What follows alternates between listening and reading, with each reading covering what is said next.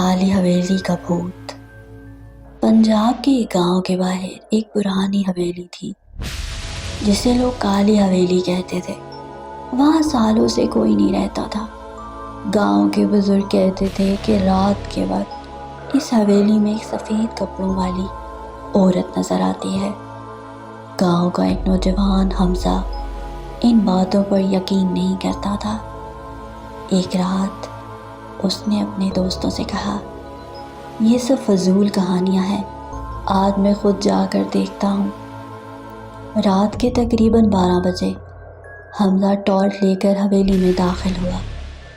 دروازہ چرچراتا ہوا کھلا۔ اندر ہر طرف گرد اور ٹوٹا ہوا فرنیچر تھا۔ اچانک اوپر والے کمرے سے کسی کے چلنے کی آواز آئی، ٹک ٹک ٹک۔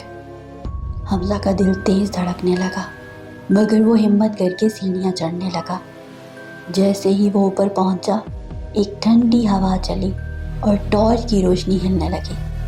کمرے کے بیچ میں ایک پرانی کرسی رکھی تھی جو آہستہ آہستہ ہل رہی تھی، جیسے کوئی ابھی ابھی وہاں سے اٹھا ہو۔ حمزہ نے آہستہ سے کہا، کون ہے وہاں؟ اچانک کمرے کے کونے میں کھڑی الماری خود بخود کھل گئی۔ اندر اندھیرا تھا۔ پھر اس اندھیرے میں سے سفید کپڑوں میں ایک عورت آہستہ آہستہ باہر نکلی۔ اس کے بال لمبے تھے اور چہرہ بالکل پیلا۔ حمزہ کے ہاتھ کانپنے لگے۔ وہ عورت آہستہ آہستہ اس کی طرف چلنے لگی۔ اس کے قدم زمین پر نہیں لگ رہے تھے، جیسے وہ ہوا میں تیر رہی ہو۔ حمزہ پیچھے ہٹنے لگا۔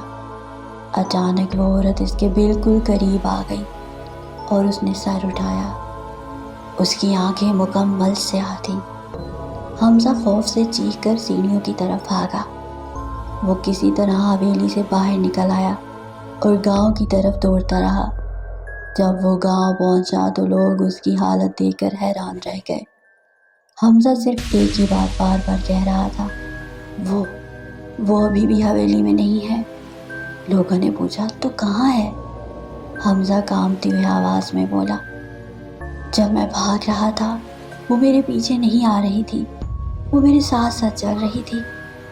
اس رات کے بعد گاؤں والوں نے کئی بار حویلی کے پاس 2 سائے چلتے ہوئے دیکھے۔ مزید ایسی کہانیاں سننے کے لیے مجھے لائک، سبسکرائب اور فالو کیجیے۔